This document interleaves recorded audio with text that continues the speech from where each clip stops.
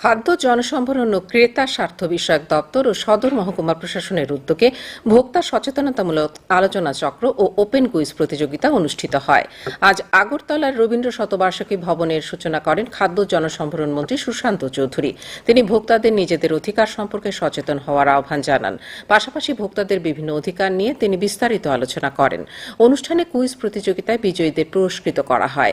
এছাড়া ন্যায্য মূল্যের দোকানের জন্য ত্রিপুরা গ্রামীণ ব্যাংকের পক্ষ থেকে ১০০টি ফিল্টার বিতরণ করা হয়। অনুষ্ঠানে উপস্থিত ছিলেন ত্রিপুরা হাইকোর্টের বিচারপতি অরিন্দম লোধ, মেয়র তথা বিধায়ক দীপক মজুমদার, ত্রিপুরা গ্রামীণ ব্যাংকের চেয়ারম্যান সত্যেন্দ্র সিং, সদর মহকুমা শাসক মানিকলাল দাস এবং খাদ্য দপ্তরের ভারপ্রাপ্ত অধিকর্তা অনিমেষ দেব বর্মা প্রমুখ। আপনাদের সচেতনতা বৃদ্ধির লক্ষ্যে আমাদের যে প্রচেষ্টা, সেটাতে আগামী দিনে সেখানে সাড়া দেবে। নিশ্চয়ই সাড়া কিছুটা রয়েছে, নতুবা এত হাজার কমপ্লেন্ট কি করে আসে। কিন্তু সেটাকে আগামী দিনে আরো বৃদ্ধি করে প্রতিটা ডোর স্টেপে আমাদের নিয়ে যেতে হবে। এবং responsibility lies with you people, যারা আগামী দিনে আমাদের ফিউচার, যারা আগামী দিনে আমাদের রাজ্যকে, আমাদের দেশকে এগিয়ে নিয়ে যাবে।